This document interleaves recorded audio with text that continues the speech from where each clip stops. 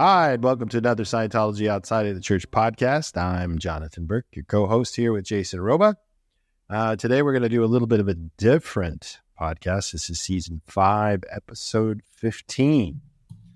15, geez, it's a lot. Anyway, let's tell you what we're going to do here. We're going to go over the Scientology axioms. The axioms are the basic concepts, the foundation of anything. You can have axioms, and what are the axioms on cleaning your ear with a Q-tip? First, you have to have a reliable Q-tip. Second, that Q-tip has to have enough cotton on the end that you don't poke your tympanum and go deaf. Third, don't press too hard. These are axioms. So in Scientology, the Scientology axioms, there aren't near as many of those as there are the Dianetic axioms, but they complement each other, and to do one show on Dianetic axioms is not possible. There's 200 of them. So figured we'd try the Scientology axioms and see what the response was once. And we're just going to go over these axioms, talk about them, bounce them back and forth between Jason and I. And I'll put a link in the description of the podcast where you can download it from our Qual library, and you can follow along as we do the show if you want to, or you can just listen. It's up to you. I think you'll find this enjoyable, and it is a great way to understand the basics of Scientology. And I will do my very best to try and give it a title that informs people of that. I just don't know what it's going to be yet. Jason and I will probably chat about it after the show. So here we go. Yeah. Jason is suffering from lack of sleep last night, so please forgive him if he seems a bit foggy and has a communication lag. But he's trying his best to be here and keep a warm body on the mic. Yep. Yeah, I do not recommend having cold brew coffee after 3 p.m. Because you didn't get to bed for another 12 hours and you stayed up. So that's correct. Yeah. So now the caffeine from cold brew has about a 12-hour half-life. That's right. Okay. So here we go. All right. Scientology axioms. Axiom 1 is life is basically a static. Definition: a life static has no mass, no motion, no wavelength, no location in space or in time. It has the ability to postulate and perceive. A postulate, as you guys know, that are familiar with the lingo, is a decision you've made about something. I'm going to brush my teeth. Well, that's a postulate. Now go brush your teeth.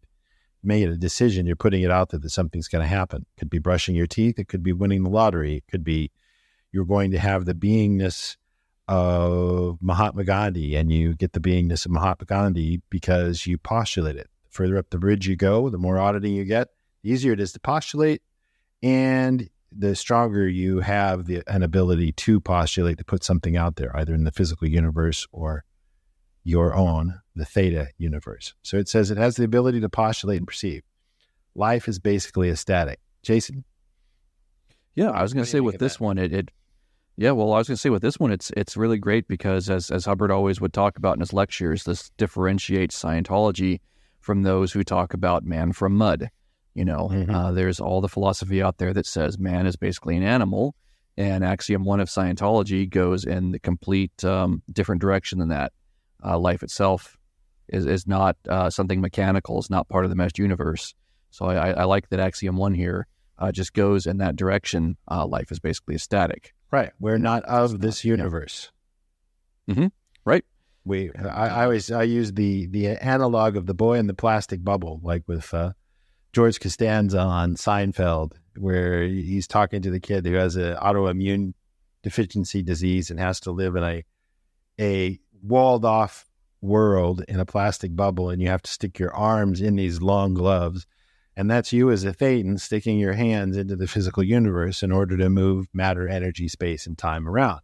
That's what a static does. Mm-hmm. It says that it can postulate and to perceive. And we'll get into the finer specifics of this here later on in the axioms. All right, so we get on axiom 1? Yeah. Okay. Axiom 2. The static, a thetan, is capable of considerations, postulates, and opinions. I think that's pretty straightforward. You can have considerations about things. You can think, what a wonderful universe the physical universe is, or you can think life sucks. You can postulate, like it said earlier, and you can put things out in the physical universe, or you can have opinions as well. So a thetan can have considerations, postulates, and opinions. Anything you want to add?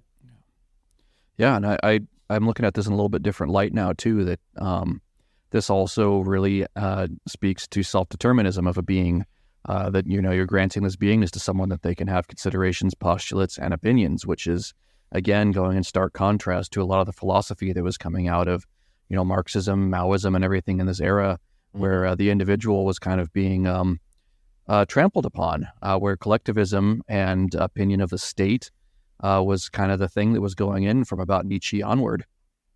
Yeah. There you have it. Axiom 3. You want to read that one? You got it in front of you, don't you? Sure. Yep. Axiom 3. Space, energy, objects, form, and time are the result of considerations made and or agreed upon, not by the static, and are perceived solely because the static considers that it can perceive them. So what does that mean to you? Yeah, I'm doing a little bit of I feel like I'm getting a checkout right now.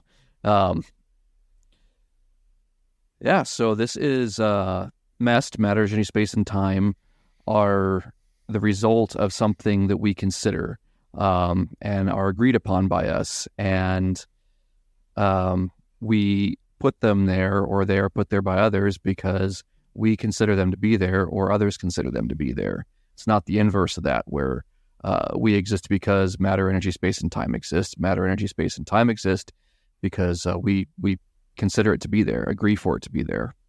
Right. It's an agreement. We're all putting it there. We're saying, yep, it's that way. Right. Interestingly enough, space, energy, objects, form, and time are the result of considerations made and are agreed upon or not by the static.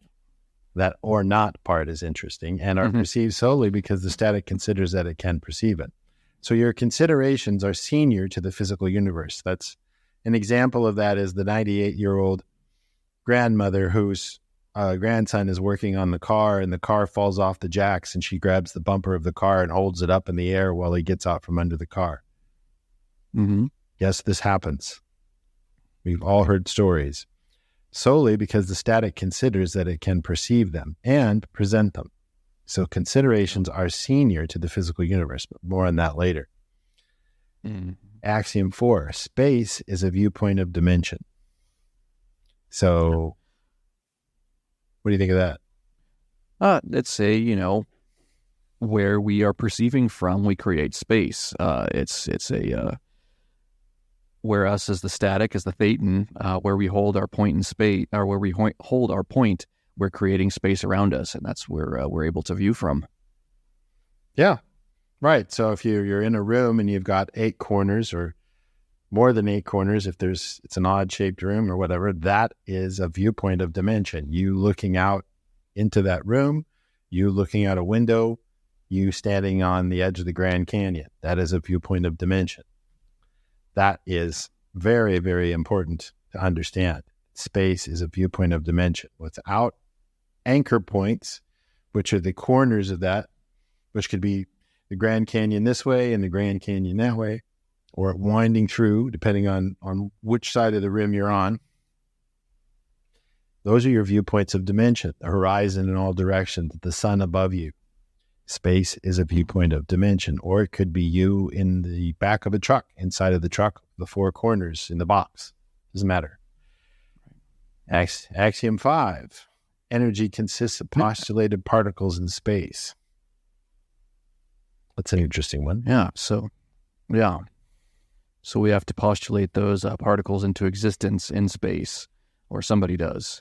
Yeah, or agree upon them. At some point we agreed that, well, these things would exist in different forms. I know there's a lot more on that in the OT levels as to how that works, but everything has space in between it. Everything.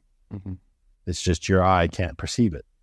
Energy consists of postulated particles in space. So when you make a postulate, to a certain degree, you're putting energy out there that is postulated particles in space, quite literally.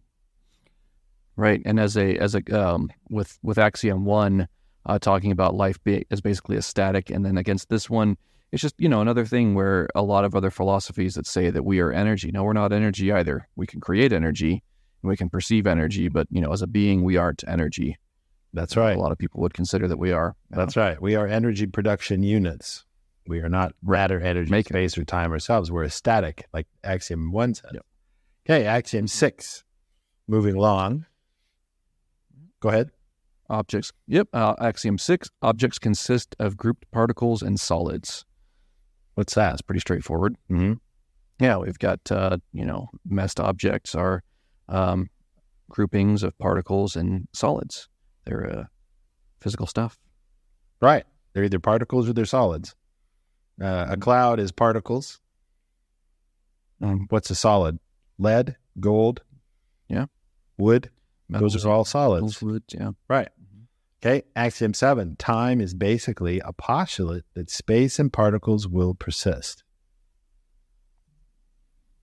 Yeah. Now this is a different one from the way a lot of people consider time to be. Mm-hmm. Yeah. Particles, time is basically a postulate that space and particles will persist. So they're going to persist from point A to point B. Now we'll get to that in just a second. Axiom 8, the apparency of time is the change of position of particles in space. So those particles are going to move from point A to point B to point C to point D, and that is time. Now that goes along to axiom 8. The apparency of time is the change of position of particles in space. The entire physical universe is one big clockwork. Right. Now that means just like the gears and wheels in a clock, this is how the physical universe works, from a quantum state all the way up to a galactic and universal state. Our solar system, the solar system, goes around in a corkscrew fashion as it goes through space, as it spins on the limb of a galaxy that's spinning itself, and the galaxy is spinning around a larger center. Just like a clock, this is how time is presented. Time is presented in the physical universe that we are living on the cog of a clock, quite literally in the physical universe. This is how time is manifested. Sun crossing the sky is another example of that. That's part of the clockwork of the physical universe. And this is the lie that persists. More on that later. Axiom 9. Change is the primary manifestation of time. Sorry about that. I was going to give you that one. No, you're good. Yeah. Change is the primary manifestation of time. So what does that mean? Yeah, again, it's kind of like what we talked about with axiom 11 about altruisness. Something has to change in order for it to persist. Something has to be altered in order for it to persist. That's right. That's right. For it to persist, there's time. Yeah. Mm-hmm. And we talked about that in the States of Being podcast. Alter is, for anything to persist, there's a lie behind it. Bum, bum, bum. So more on that later. Axiom 10. The highest purpose in this universe is the creation of an effect. That's a great one. Yeah. Anybody who's an artist, anybody who's a performer of any sort, anybody who likes to cause an effect, this is an excellent thing to live by here, and we don't want to create adverse effects. We don't want to create effects that others cannot tolerate, but, creating the effect of composing a beautiful piece of music, composing a beautiful work of art, making a piece of workable technology.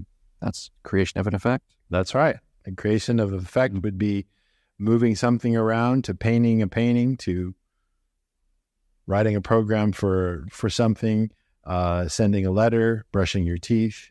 They're all doing this is in the direction of creating an effect, keeping your teeth in good shape, taking a shower, putting deodorant on, dressing nicely, mowing the lawn, breathing, and a meat body. Okay, axiom 11, you want to read that one? This is the one we went over the other day, so we're just going to touch on this real quick so we can get all these axioms in one podcast. We're running a little bit behind here, but... Yep.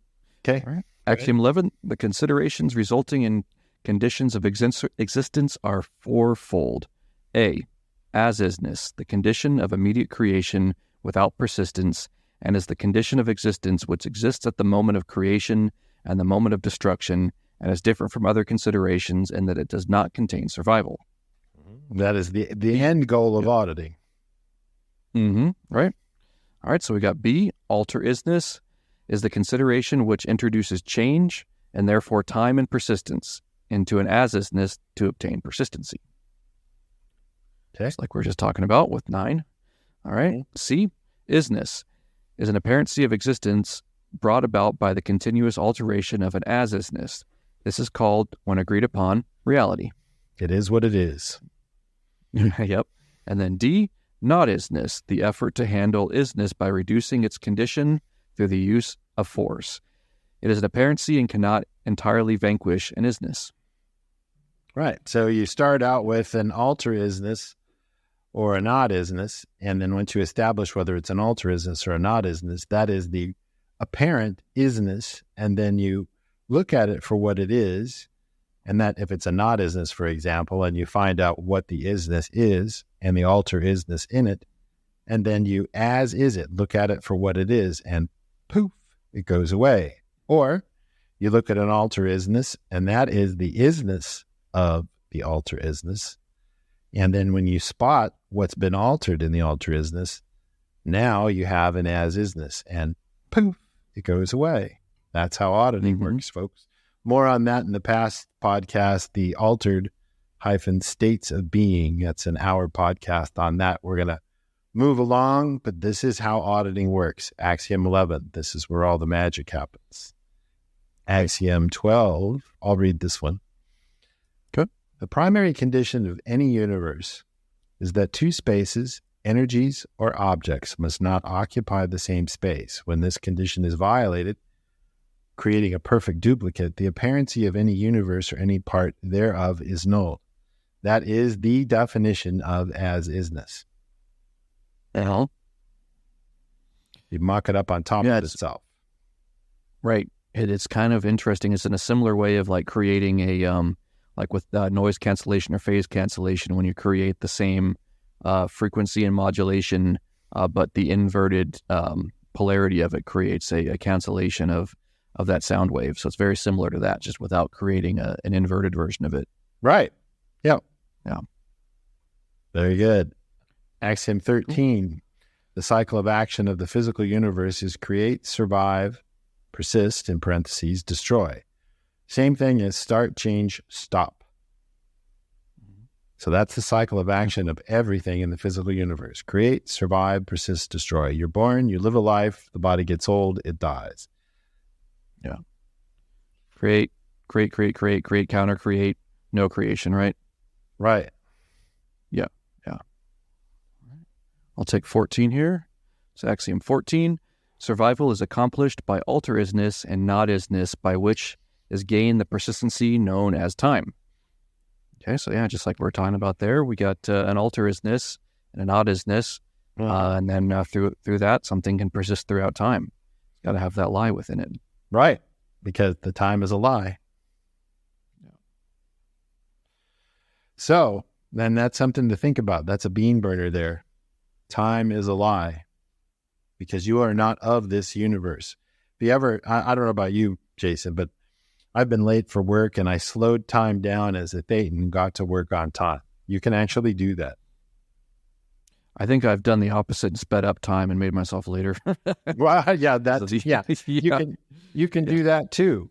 That's right. You can do that too. But time. How did I know that? Now that you mentioned that, I'm like, oh yeah.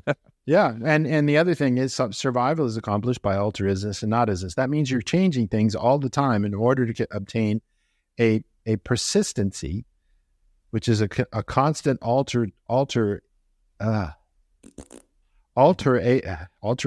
Yeah.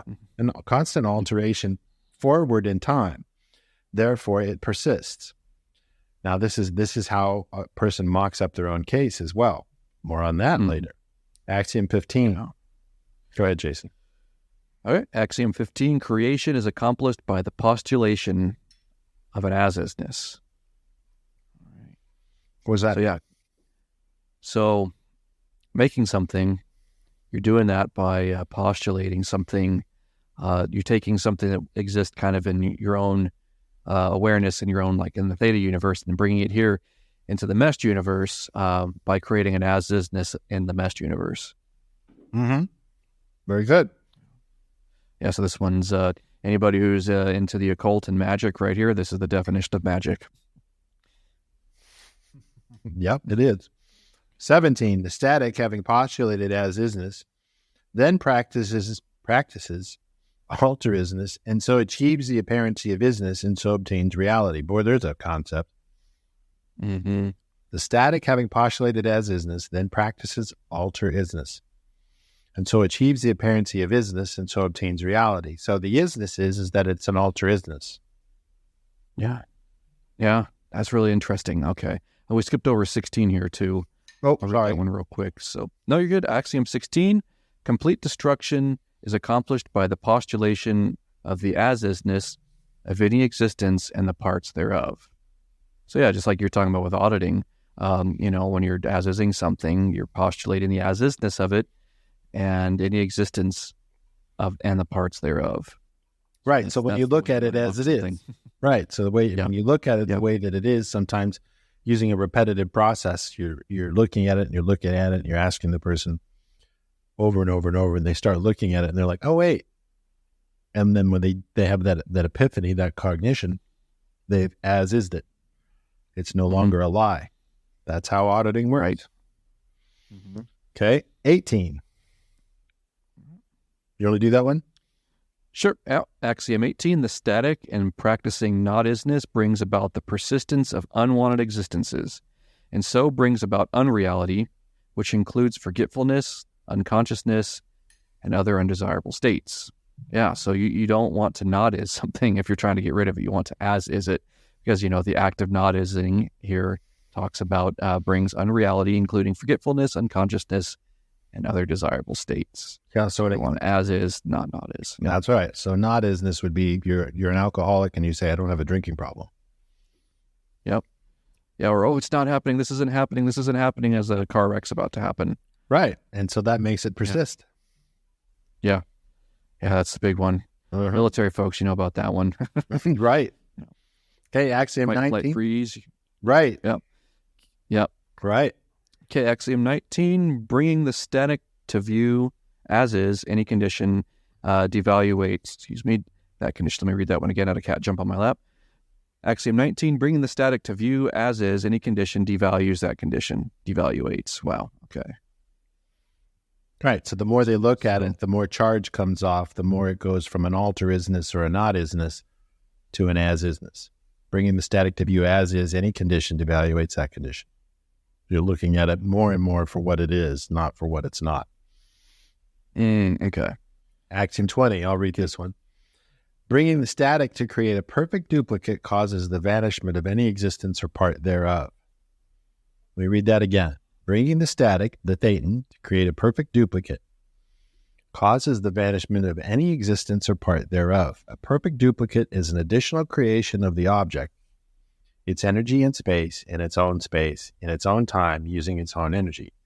This violates the condition that two objects must not occupy the same space and causes the vanishment of an object. This again is as isn't. Right. You put it on top of itself. You have a headache. You mock up the headache as the somatic, as it is, and put another copy over the top of it, and it as is it. This works. Mm-hmm. You can do it with any somatic. Right. 21? You want to do that one? Yep. Yeah, I was going to say with this one, I think, Hubbard's the first person that actually, kind of acknowledged the concept of as-ising something before everybody was always trying to not is or use mysticism to not is something by bringing about other forces into not is it. But I think Hubbard was the first one that ever came up with that concept of creating the perfect duplicate is what as is something. Mm-hmm. Yeah, I haven't seen it anywhere else. Yeah. Yeah.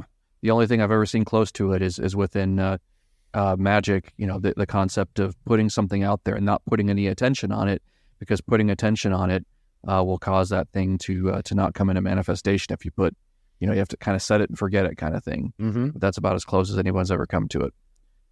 Yep. All right. Axiom 21, understanding is composed of affinity, reality, and communication. ARCU. Mm-hmm. That's right. That's a pretty simple one. 22. Mm-hmm. All right. Axiom 22, the practice of not-isness reduces understanding. So yeah, again, if you're trying to, this isn't happening. This isn't happening. It's not there. Yeah. Right. Yep. It's not going to understand that thing. And yeah. And that's how misunderstood words come about too. I don't care. I don't need to know that. I don't need to know that. And so it reduces your understanding. You have to get it, you clear up a word, find the definitions, use it in sentences. Well, your understanding improves because you're no longer not ising it. You're as-ising your misunderstood concept. 23, the static has the capability of total knowingness. Total knowingness would consist of total ARC. Now, it's important to note here that this is also described in the Dianetic axioms, but this is a shorter version of this Scientologically. The static has the capability of total knowingness. Total knowingness would consist of total ARC. The tone scale, the chart of attitudes, is a scale of total knowingness to total mystery. So the tone scale is the states of existence through an emotional tone level that is, with that emotional tone level, is a certain degree of ARC with their environment, themselves, and others. A lot of people don't know that. Interesting. 24. Go ahead. All right. Axiom 24, total ARC would bring about the vanishment of all mechanical conditions of existence. Right. And that's serenity of beingness at the top of the tone scale, tone 40. And that is what, in its most perfect, pristine state, is OT, because you don't need to use symbols.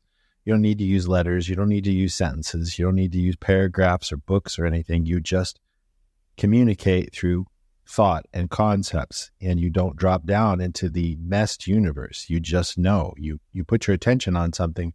I had this happen when I was on OT7. I had an RV. There was something wrong with the engine. And I'm not what you call mechanically minded. So I just put my attention on the engine and said, where's the problem? And I found the problem. Just like that. I didn't know the first thing about a diesel engine. And I found the problem and sorted it out within a couple of minutes because I just perceived where the problem was, saw it, found it, got the part, replaced it, boom, just like that. That's how that works. So just like scanning a body for pressure or mass. Yeah, right. Yeah, that's right. Wonder where that comes from. Right. Yeah. Okay. Yeah. So with the body being a symbol, like you're saying, not using symbols, and the body being a symbol, you can, being OT, you can go out and do things without the need of using a body as a go-between. That's right. That's right. Yeah. Okay. 25. I'll do that one. Okay. Affinity is a scale of attitudes which falls away from the coexistence of static, Thetan, through the interpositions of distance and energy to create identity down to close proximity but mystery. Again, this is defining the tone scale and the emotional tone scale. From serenity of beingness down to mystery, all the way down to the bottom right. Take a look at the tone scale. Affinity is a scale of attitudes which falls away from the coexistence of static through the interpositions of distance and energy to create identity down to close proximity but mystery. So to create identity, that's symbols. That's the physical universe. That's where people reside on a day-to-day basis. And they're like, they have to have everything. Everything has to have a label. That's low on the tone scale. Yeah. Identity. Right. Identity. Because what are you doing? Right. You're looking at something in the physical universe instead of perceiving what's really going on. You're dropping down into messed heavily with identity. Just a little tidbit there. Axiom. Okay, so there's a little bit more here on Axiom 25. By the practice of isness, which is beingness, top of the tone scale, and not isness, refusal to be, individuation progresses from knowingness of complete identification down through the introduction of more and more distance and less duplication through lookingness, emotingness, effortingness, thinkingness, symbolizingness, eatingness, sexingness, and through to not knowingness, all the way down to the bottom of the tone scale, mystery. Until the point of mystery is reached, some communication is possible. But even at mystery, an attempt to communicate continues.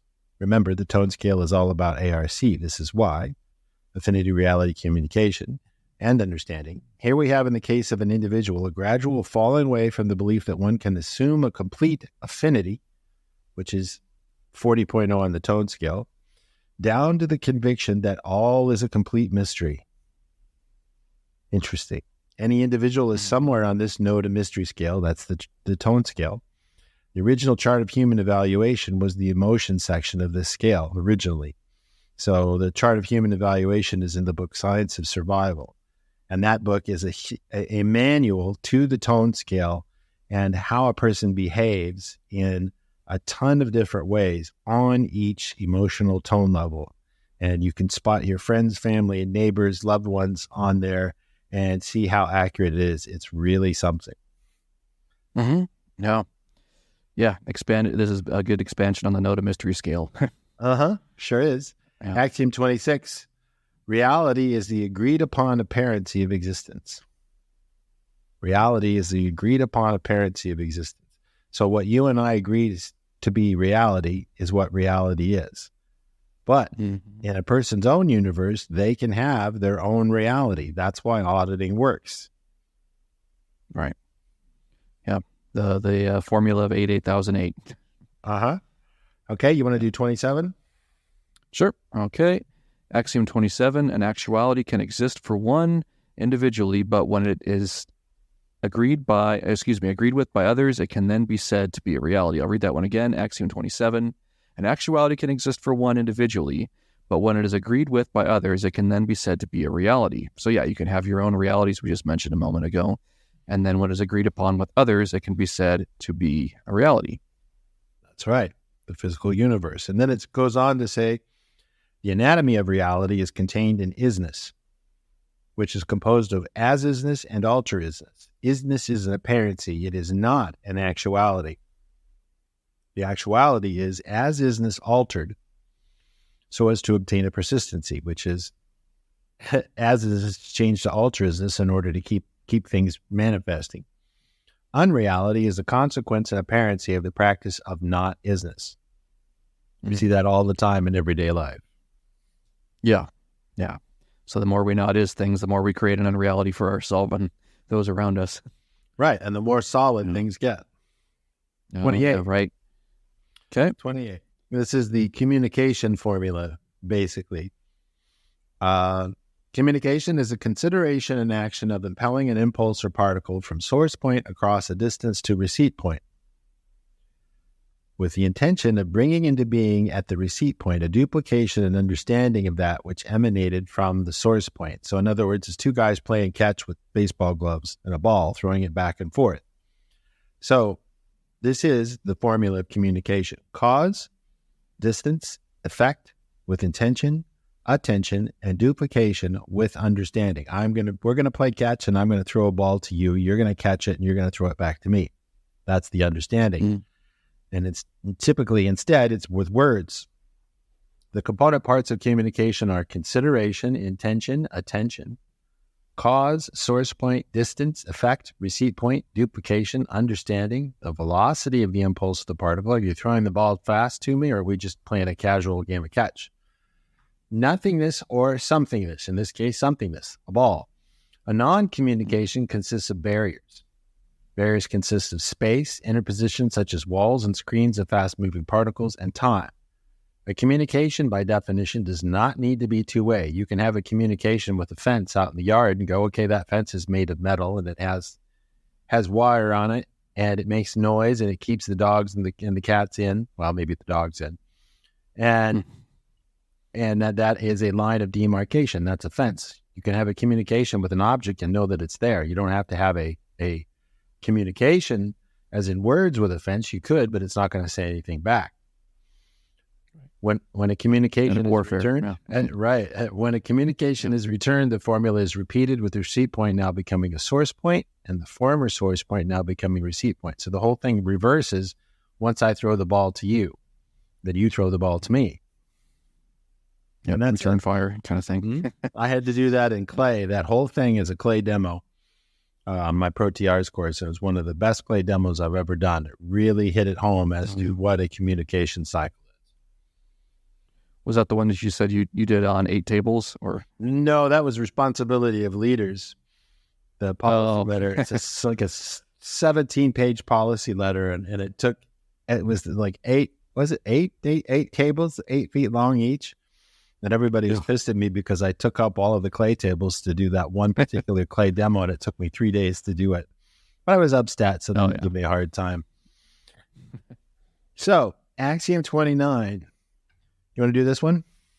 Yep, let me get this in view. Okay, axiom 29. In order to cause an as-isness to persist, one must assign other authorship to the creation than his own. Otherwise, his view of it would cause its vanishment. More of this, any space, energy, form, object, individual, or physical universe condition can exist only when an alteration has occurred of the original as-isness so as to prevent causal view from vanishing it. In other words, anything which is persisting must contain a quote-unquote lie, so the original consideration is not completely duplicated. That's right. So for anything to persist, there is a lie behind it. That includes the physical universe. That includes the reactive mind. It all contains uninspected things that are, for better or for worse, a lie. Yeah. And again, all my colleagues out there who have studied the occult, again, this is definition of magic you're having, assigning it to other authorship. Mm-hmm. That's right. Axiom 30, the general rule of auditing is that anything which is unwanted and yet persists must be thoroughly viewed, at which time it will vanish. So when you look at it correctly with all of its components, and you spot the lie, it will, as is, or vanish. If only partially viewed, its intensity at least will decrease. You see this sometimes where people catch a glimpse of something, but not the whole thing. And what that is bypass charge. They've got a little bit of it, but they're not quite sure how to explain it. They know there's something there. That's why we use a meter to find that charge and get rid of all of that charge. Axiom 31, trying to catch up here a little bit. Goodness and badness, beautifulness and ugliness are alike considerations and have no other basis than opinion. That's a good one. What's that mean? I'm catching up here. I lost my spot. Which one are we on? 31. Yeah. It's talking about, goodness and badness and all of it, these dichotomies being subjective, not objective. Right. Right. Beautiful or ugly is a subjective thing. Mm-hmm. Yeah. One guy's piece of art is a work of art, and the other guy's like, I don't know what you see in that. It's an opinion. Yeah. But 32. To a wall. Right. Anything which is not directly observed tends to persist. So if you're not confronting something, you're not observing it for what it is, therefore you're not as-ising it. So that to that degree, you're not ising it or alter-ising it. When you look at it fully, it doesn't persist anymore. So if you got a problem, something there there's something you're not confronting. Look at the complexity, find out what the complexity is, confront it. That's all you got to do. Axiom 33. Any as-isness which is altered by not-isness by force tends to persist. Let me give you that again. Axiom 33, any as-isness which is altered by not-isness. So if you've got an as-isness and you make it a not-isness, by force, it tends to persist. Well, that's pretty straightforward. Mm-hmm. Axiom 34, any isness when altered by force tends to persist. So whenever you put an alter or a not is on an isness, the way something is, that's like rumor line. Did you hear about Bob?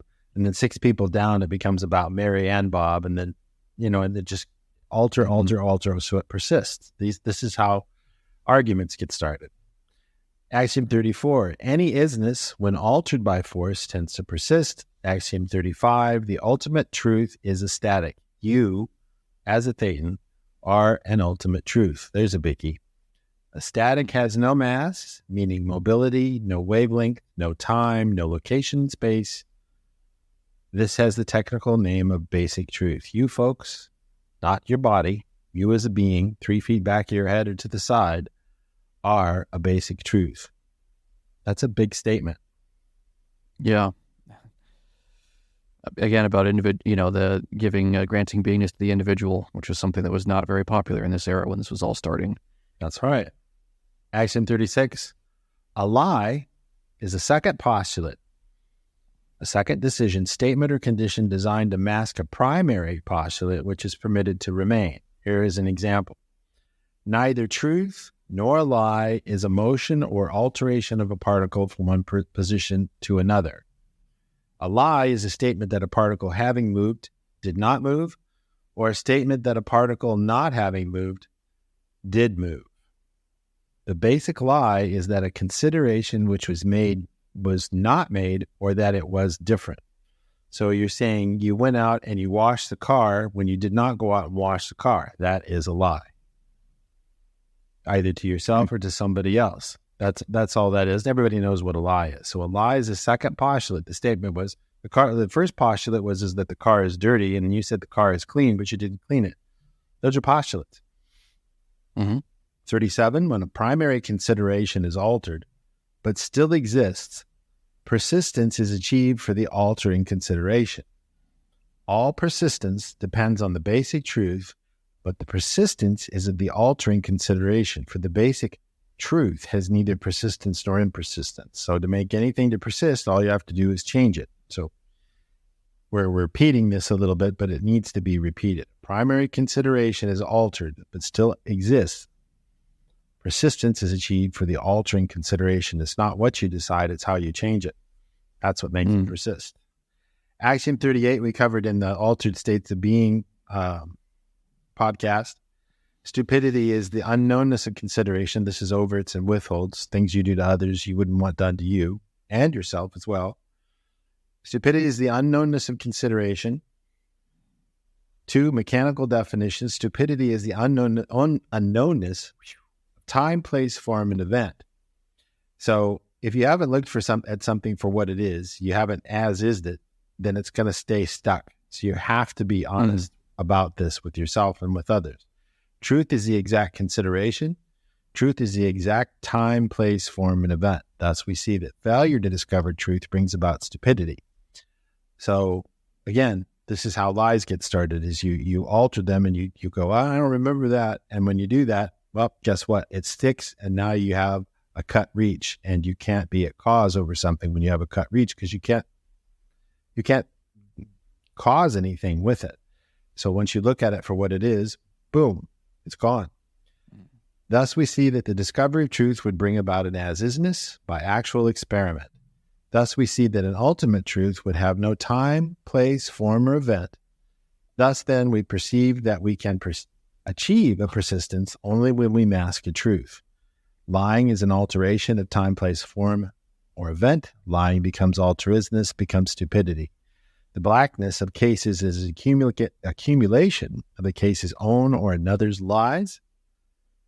Anything which persists must avoid as-isness, because if it's altered, it's persisting. Thus, anything to persist must contain a lie. So that's a mouthful, but that's the honest-to-God truth. 39, you want to do that one? Yep. Axiom 39, life poses problems for its own solution. Yeah, gotta have a game. That's right. Axiom 40. Go ahead. Any problem to be a problem must contain a lie. If it were truth, it would unlock. Right, so you wouldn't have a persistent problem. So an unsolvable problem would have the greatest persistence. Go ahead. That's right. So for it to persist, there's got to be something there that you're not looking at for it to be a persistent problem. Right. An unsolvable problem would have the greatest persistence. It would also contain the greatest number of altered facts. To make a problem, one must introduce, wait for it, alter-isness. Get the alter-isness out, no longer do you have a problem. Axiom 41, that into which alter-isness is introduced becomes a problem, which we just discussed. Axiom 42, messed, matter, energy, space, and time, the physical universe, because it persists because it is a problem. Obviously. It is a problem because it contains alter-isness. The more as-isness you get on the physical universe, the less it is a problem. We've all seen that. Axiom 43, time is the primary source of untruth.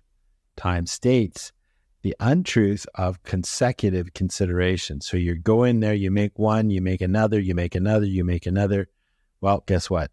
Now you've got an alter-isness And that's consecutive considerations. Look at those considerations, wind them back, and then you have truth. And time drops out and everything gets a lot more simple. This is what happens on the OT levels. Axiom 44. You want to do that one? Theta. Theta. The static has no location in matter, energy, space, or time. It is capable of consideration. So again, just like Axiom 1, we don't exist anywhere or any place, and we're not made up of anything, just capable of consideration. That's right. And you find that out on the OT levels, that there is no time or distance. We're all in the same room. That proves that. Right. Or there is no room. Yeah, that's right. Or there is no room. There just is us. Right. There just is. Yeah. There just is. Mm-hmm. Axiom 45, theta can consider itself to be placed, at which moment it becomes placed, and to that degree a problem.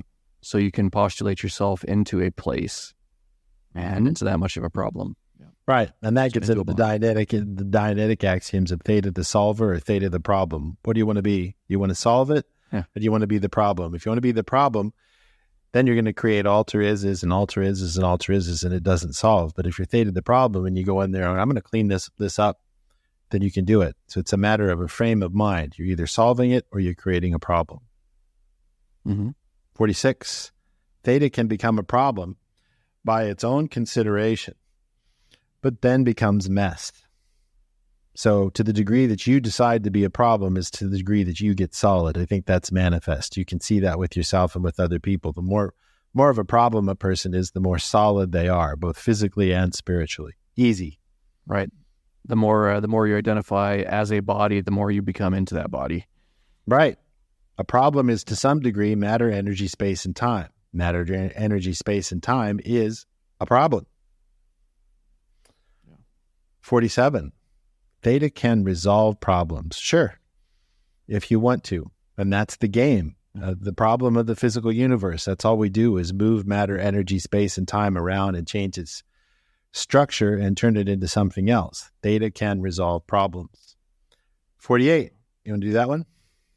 Sure. Axiom 48. Life is a game wherein theta as the static solves the problems of theta as messed. Just like you're talking about a minute ago, theta the solver versus theta the problem. That's right. 49. To solve any problem, it is only necessary to become theta the solver rather than theta the problem, which we were just talking about. That's all it is. Do you want to solve it? Then solve it. You don't? Okay, then you're part of the problem. It's pretty obvious. 50. Theta as messed, matter, energy, space, and time, the physical universe, must contain considerations which are lies. Okay, so to the degree that you figure yourself messed, you have these ideas which are lies because you are not of the physical universe. Time to recognize and wake up the fact that you are not a meat body. You are a being moving around a meat puppet. That's it. 51. Go ahead. Axiom 51, postulates and live communication, not being messed and being senior to messed, can accomplish change in messed without bringing about a persistence of messed. Thus, auditing can occur. So postulates and live communication aren't messed, and postulates and communication are senior to messed, and they can cause change in messed. That's right. That's why auditing gets the gains that it does, is it's not dropped down in the physical universe. Interesting. Okay, right. Yeah. 52, matter, energy, space, and time persists and solidifies to the degree that it is not granted life. Here's an example, Axiom 52. Have you ever washed a car that was running poorly, and after you washed the car and you vacuumed it out and you cleaned it, all of a sudden it starts running better? Right, or clean a room that hasn't been cleaned for a while and move attention around in it, and it just feels better. Yeah, that is mass persistence solidifies to the degree that it is not granted life. You have to grant life to things. That's all you got to do. That's what a Thetan does. Yep, literally did that to this basement this weekend that I'm sitting in. 53. Yep. A stable datum is necessary to the alignment of data. A stable datum is you have to go, okay, I'm a Thetan, I'm not a body. I can cause a lot more good effects as a being than I can with a body. It's just a matter of me making the decision to. You are not limited by your body's potential. That's an example of a stable datum. Another stable datum would be that I have to stay on this side of the road or I get in a car accident. That is necessary to the alignment of data on how to avoid an accident. A stable datum is something that you use and think with all the time. And if you take away somebody's stable datum, you can really mess with them. So you got to be careful with that and find out what their stable data are. Lots of people have different stable datums. Right. And this is again, to use what that term, people like to use that term gaslighting. This is why gaslighting sucks so bad. It's because you're taking people's stable datums away or alterizing them. That's right. 54, a tolerance of confusion and an agreed upon stable datum on which to align the data and a confusion are at once necessary for a sane reaction on the 8 dynamics. This defines sanity. Let me read that again. A tolerance of confusion and an agreed upon stable datum on which to align the data and a confusion are at once necessary for a sane reaction on the 8 dynamics. This defines sanity. This is one of the most important axioms of them all, because you have to be able to tolerate confusion and you have to have an agreed upon stable datum. For us as Scientologists, we have these stable datum that are in these axioms. These are the foundations. And if you're made aware of them, all of a sudden you feel brighter and you're a lot more able just with applying these to your life. I think with these every single day of every single minute. And these are our stable datums, and it puts order into disorder. You take that stable datum away, which is what people do to mess with people, like you say, in gaslighting, and you mess with those stable data, you can really send them into a spin.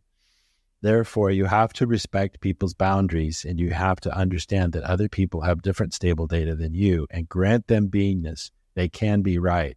Doesn't matter whether they agree with you. So that said, axiom 56, theta brings order to chaos.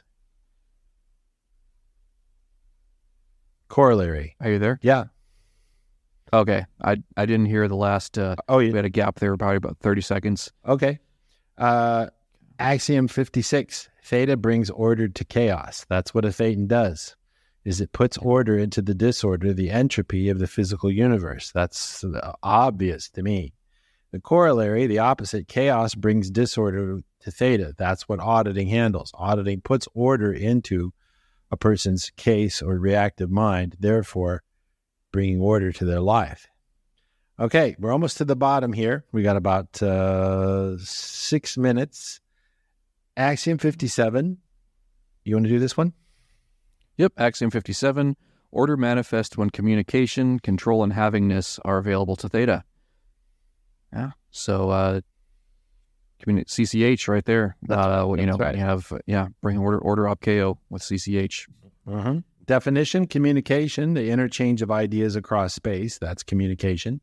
Control: positive postulating, which is intention, and the execution thereof of that intention. That's how you control something. I'm going to move the car from this space to that space. That's control. You're communicating with the car in order to be in control of the car. And havingness is that which permits the experience of mass and pressure. Well, sitting in the car, you've got mass and pressure. Standing outside of the car, you can see the car.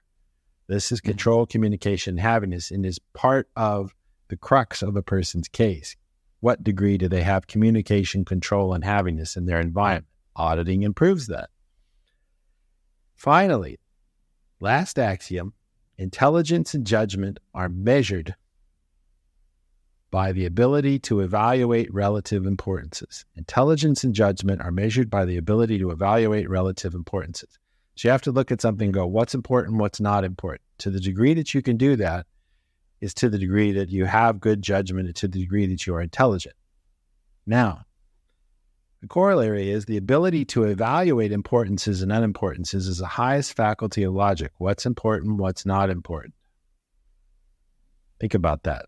You have to be able to evaluate. That's what the Data Evaluators course is about. And it's one of the best series of policy letters Hubbard ever wrote. Corollary, second one. Identification is a monotone assignment of importance. Therefore, what he's saying is identification is just an arbitrary.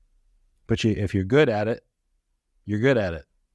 And so to the degree that you can evaluate importances and unimportances, to the degree that you can assign a proper importance to something.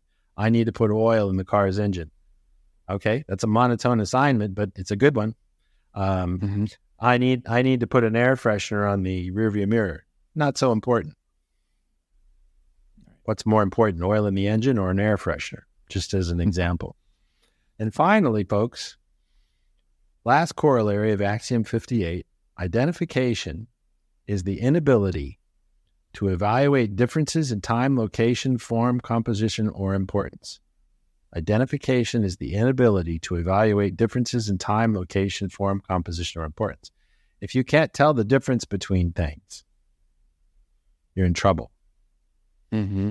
And where a being gets in trouble with this is when it comes to subjective stuff. If they objective stuff, they might be able to do it, but subjectively, they can't tell one thing from another. A equals A equals A equals A. And this is why it's important to improve a person's IQ so that they can differentiate and they no longer are the adverse effect of the reactive mind. That's such a big one right there. That's that thing when somebody complains about a spouse or partner just saying, oh, they're just to this or they're just to that. That identity-based thought thing of, A equals A on that. Yeah. No, they're not that. They're an individual.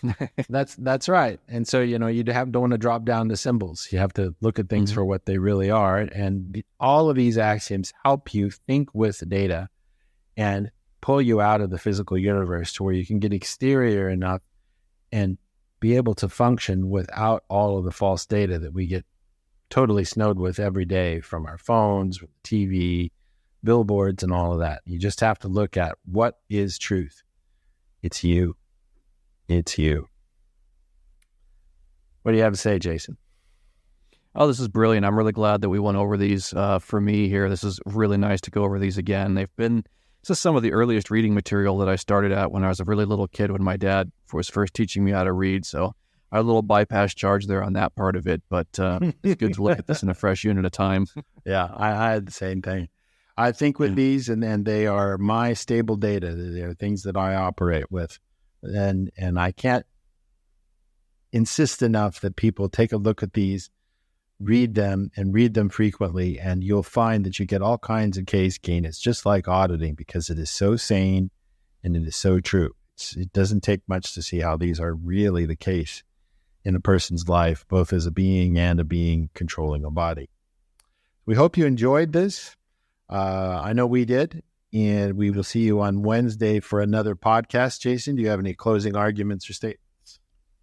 No, this is great. Thank you, Jonathan, and we'll see you all again on the next one. Take care, everybody. Namaste. We love you. Bye-bye.